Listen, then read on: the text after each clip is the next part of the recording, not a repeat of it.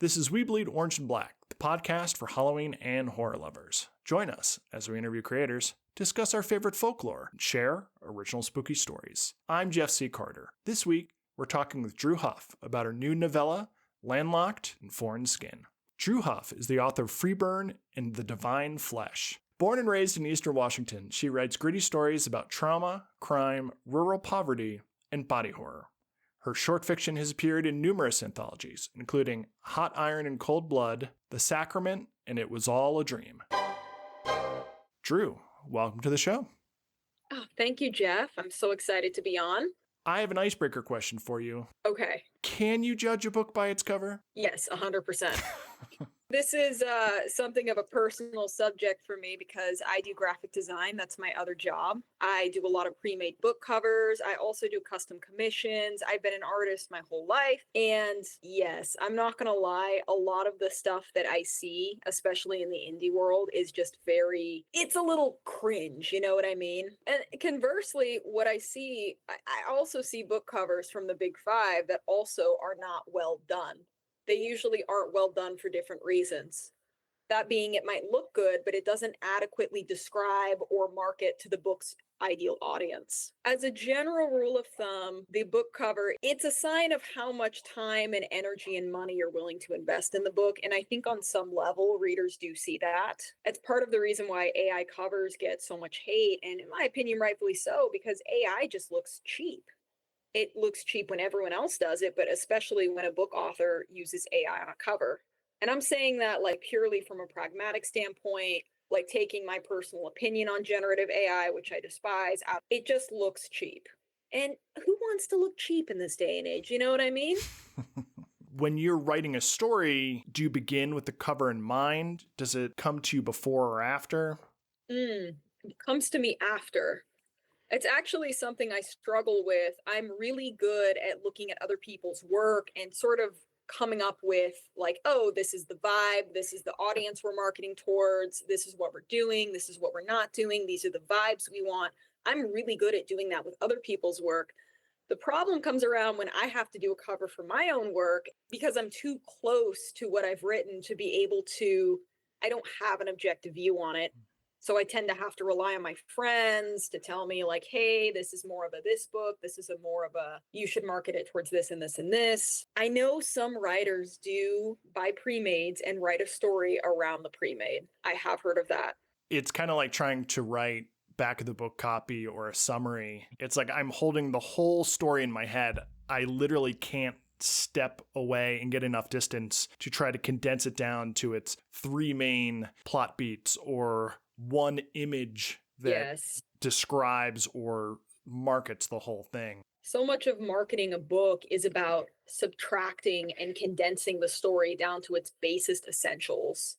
You have to look at the big picture instead of all the details. And I think as writers, it's really hard for us to do that. It's a different skill set, but an enjoyable one. I mean, it's one thing when you're pitching a book and it's still conceptual, but once you are elbow deep in ink, then it's very hard to be like, oh, it's clearly a story about this. It's like, no, it's a story about all these overlapping things. So in your bio, you mentioned that you write about body horror, but to me, that seems like a bit of a catch-all because looking at your various stories, it seems like body horror is a lens that you use to explore all these other issues like bodily autonomy, transformation. Yes, very much so. Human mimicry. Yes. Seems to be a recurring issue in your story. Yes. So what's up with that, Drew?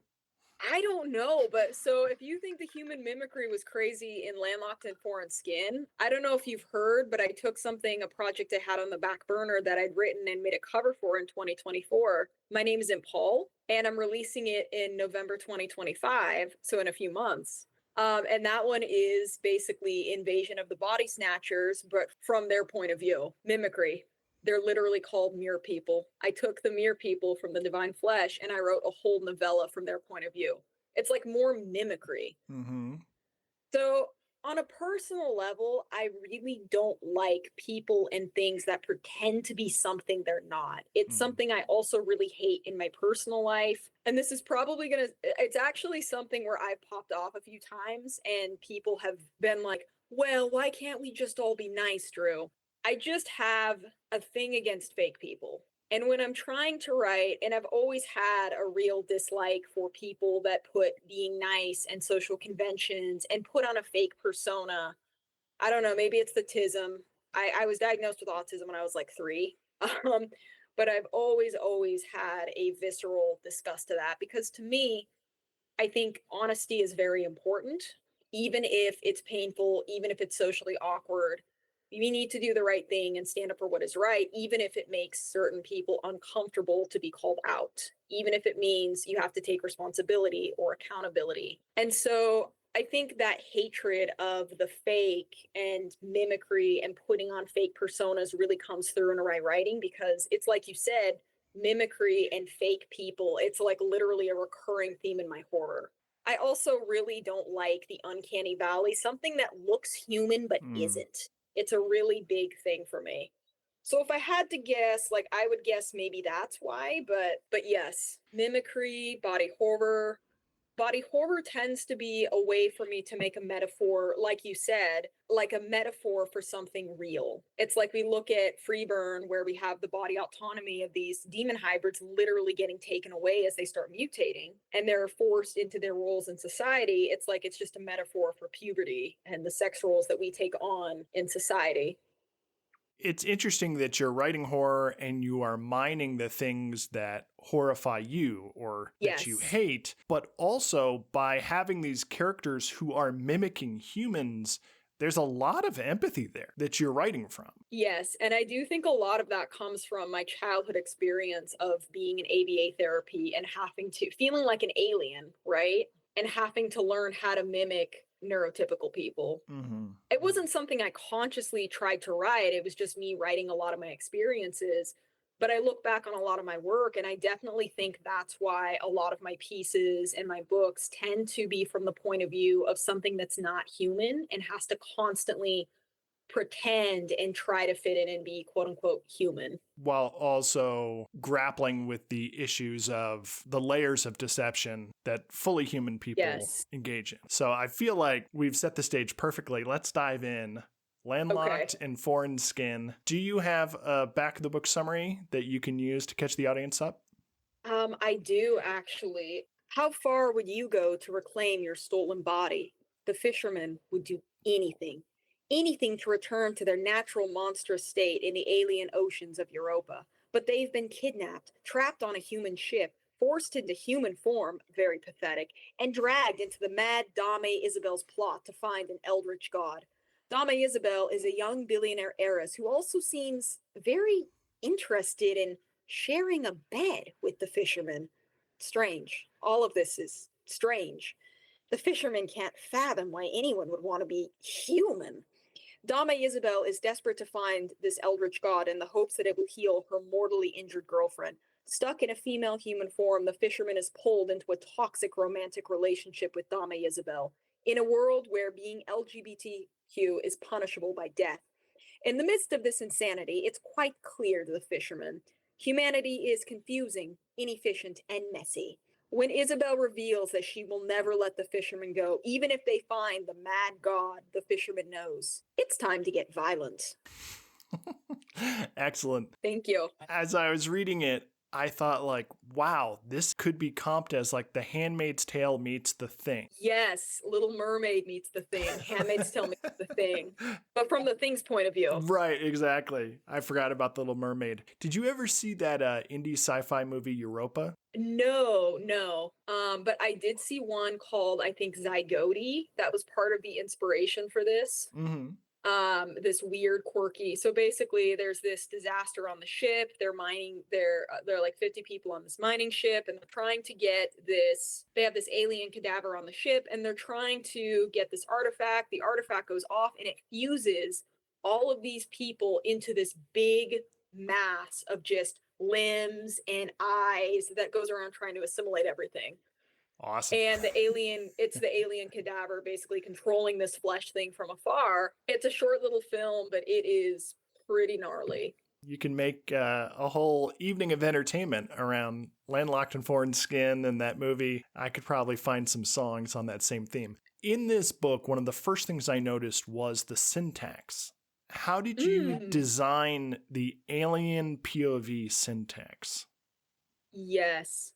So I had to write. So in Landlocked in Foreign Skin, the fisherman is something that normally is in this large kraken-like form. Not human, has multiple brains, something so far removed from our experience that the fisherman is basically this Lovecraftian cosmic horror entity. And so I had to write from that POV of something like that suddenly being forced into a human body and having to learn these human words. And so I knew that I was going to have to get very creative with the syntax. The fishermen, after their skin, which is the thing that allows them to shapeshift, is peeled off, the fisherman is flailing and basically forced to grab onto the nearest fleshy thing around them, which is Dame Isabel, and form a mimic of Dame Isabel's form. And so in doing so, she also forms a rough mimic of Dame Isabel's human brain. So the fishermen, as they are assimilating to this human form and being taken around the ship, starts going through this new human brain that they have, which is kind of a corrupted copy, trying and starts like remembering new words. And so the challenge for that for me as a writer was how to portray that without having it be so alien and so confusing that people want to close the book. Because I have had people say that and complain, like, oh, it's too confusing, it's too this. So I had to balance that. And part of the way I balanced that was by having the fishermen do a brief interlude where they kind of explain what's happening and going on. And then the story resumes. I was trying to use syntax to mimic the experience of words, of remembering words that you don't even know that are suddenly coming to you. And I feel like I did a decent job with that. I really liked it. Thank you. It was a very distinct voice, and also it sort of smoothed out the interplay between the fisherman, who was a copy of this other person. But also, when you realize that Dame Isabel is not stable, then you're like, uh-oh, maybe she was the wrong person to copy. Exactly right. And also, I decreased the words, so how the syntax is set up is that these words are in parentheses in italics, like just in the middle of the sentences, like as the fisherman's trying to remember. And so I start that off a lot in the first few pages, and then I decrease the amount that happens as the fisherman learns and assimilates these words. So like the first few pages is a lot of that, and then by around 25% of the way into the novella, it's pretty much all gone. We don't know when exactly this takes place, but there have been colonies, or at least miners, on Jupiter's moon of Europa for about 100 years or so. Well, here's where the twist is. So twist. I have a sequel to Landlocked in Foreign Skin that I've been working on, a novel-length sequel in this world. So I had to do so much world building and sci-fi. So a year on Jupiter, one of Jupiter's years is equivalent to 10 of Earth's years or so. And so the fisherman isn't thinking Earth years. The fisherman is thinking Jupiter years, not our years. So in reality, and this is something that's explored in the next sequel of the book, it's actually been about 800 years since humanity has colonized Europa, like 800 of our Earth years. Was there a balancing act between pulling in these seemingly very modern problems like influencer culture, billionaire aristocrats, cosmetic obsession, misogyny, and discrimination? Are you positing that these things will just always be with human society, or that you really want to look at right now, but you are instead extrapolating it to this other planet, other place? Initially, when I was writing Landlocked in Foreign Skin, it was about trying to just transport it to another time, another place. But what I did have in the back of my mind is the society on Europa is very much an oligarchy. And oligarchs need cheap, lots and lots of unpaid workers if they want to maintain the oligarchy. There are like religions. And so in the sequel, I had to actually go in and like do world building and all of this. The discrimination against LGBT particularly is because 1,000 years before the events of Landlocked in Foreign Skin and the sequel novel, Earth was destroyed, like completely utterly destroyed in an event called the Cataclysm. And so what was left of humanity, so 98% of humanity died. So humanity in Landlocked in Foreign Skin is laser focused on have as many kids as possible. We have to replenish our population. And so that's a big part of the anti-LGBT stuff. Another big consequence of the cataclysm, humanity's technology basically shifted from all of, our AI and our medicine and stuff like this to being laser focused on space exploration. How do we take a space that's unlivable and make it livable? Space colonization.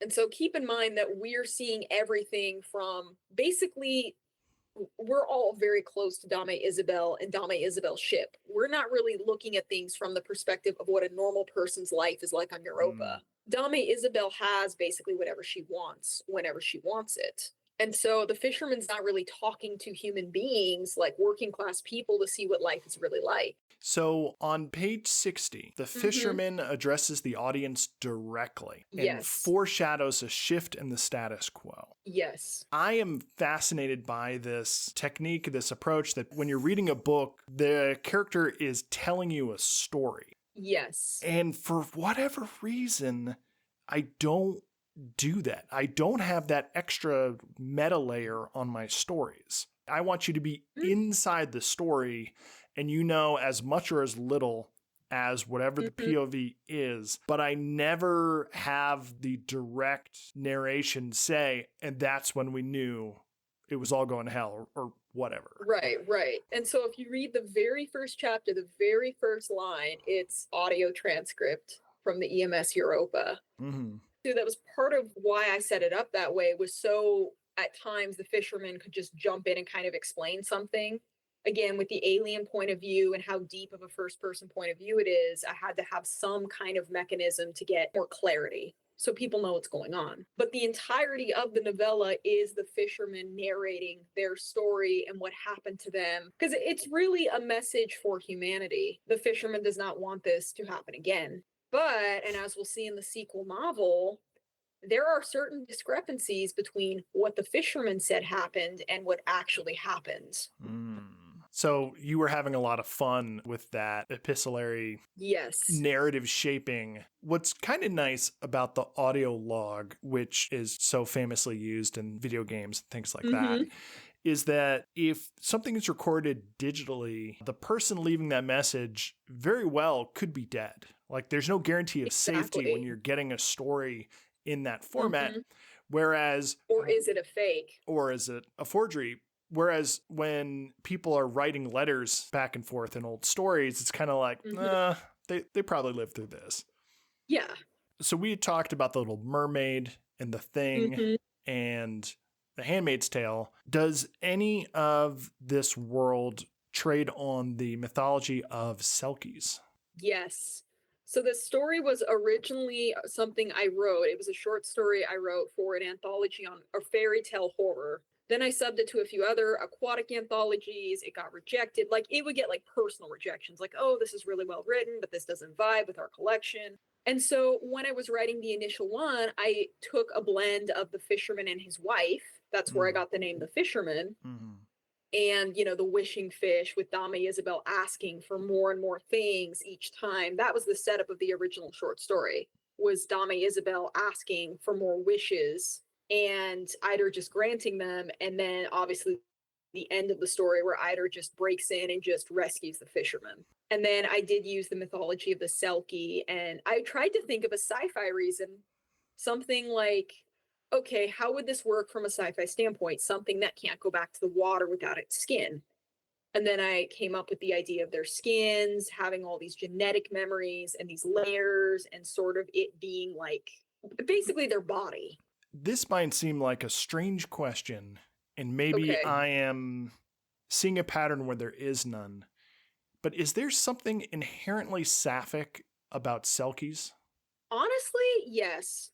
The thing is, a Selkie was originally, if you look at the mythology, it was basically a fairy tale warning women to not let their husband take their skin, literally. And it was also kind of a messed up warning for husbands, like, hey, if you give your wife too much freedom, one day she might just run away no matter how much you love her, and you will never understand her, which, when you think about it, is pretty fucked up. But I think there was something very sapphic in having a story just say that blatantly. You know what I mean? Mm-hmm. Like, oh, a man will try to take your skin. He will try to make you his wife. Do you want that? I think something in Landlocked in Foreign Skin that I don't see explored enough in horror is the idea that someone can be an abuser and also be a victim themselves.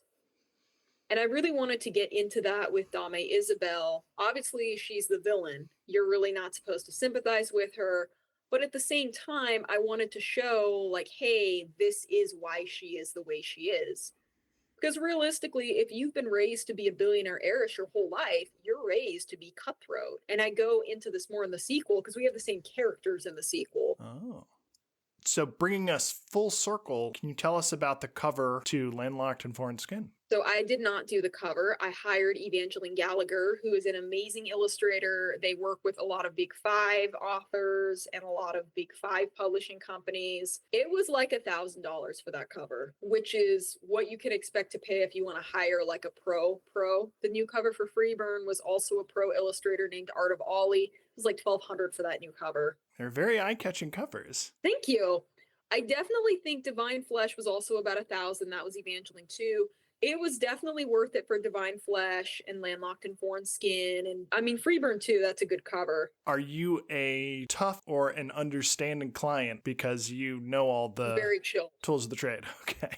Very chill. Some illustrators, they are like, oh, tell me exactly what you want and I will paint it. Like they're more painters. They don't like want to do the graphic design. Evangeline is like, tell me some ideas. I'll come up with thumbnails and I'll do lettering if you want. That was great because I could just kind of tell Evangeline the vibe, and they're very good at, doing concepts, thumbnails and everything, having me pick one. Then we did color schemes. This is a gay book. I need to just go to the queer illustrator to get the vibe. But now that I'm poorer and now that I know that I can do a decent enough cover on my own, I definitely I'm going to try to do my own covers as much as possible now. Covers are important, but if I had to choose what I'm going to spend $500 on, me knowing that I can do something that's decent, I would spend the $500 on NetGalley. Not to get too into talking turkey and tools of the trade, but of all the things I've invested in as an indie author, I would say NetGalley was the biggest feather in my cap, the thing that actually had booksellers and librarians. That was the thing that actually got me reviews, got hype, had people talking about it. It was worth every penny of that $550. Most of the things I invested in to publish Landlocked in Foreign Skin were not. The cover was worth it, 100%. Amazon ads are good if you're prepared to invest a little bit, and it depends on, you have to know how to basically make it sound like something people want to buy and make sure you're marketing to your niche. I've actually gotten a lot of sales from Amazon ads. Trying to think what else. You have to reach out. You have to be on social media constantly. I spent the 6 months before, I would do a thing where I would literally reach out to 5 bookstagrammers that looked like a good fit a day. I would do that. I'd be like, okay, today's my day where I reach out to 5 bookstagrammers and see if they want ARCs. I had 1,600 downloads or something on Divine Flesh when I put it on NetGalley, which turned into 250 reviews or so on NetGalley, which turned into, a lot of different other reviews on different platforms. In addition to that, I also personally sent out about 50 or 60, actually, I would say closer to 70 EARCs. I remember one day I literally sat down and I counted 54 emails I had to send out to get advance review copies. Mm-hmm. And it was fun, and I got into the groove of it, but... Fun. So, Drew, what are you working on next? So I just did edits and I finally got advanced review copies out for My Name Isn't Paul. I actually have the first chapter of Landlocked at the end of Paul 2. It's something I actually think more indie publishers should be doing. You always want to have a sample or something of another book at the end of it and cut it off at a cliffhanger. Because I gotta say, a lot of the books that I have read have been me getting to the end of a book I really liked and then seeing they have another book and then getting to that cliffhanger and being like, well, shit, I gotta buy this now. That's an old school thing because I feel like growing up reading paperbacks, there'd always be a little teaser at the end. Yes, and the teaser, the thing is, it works.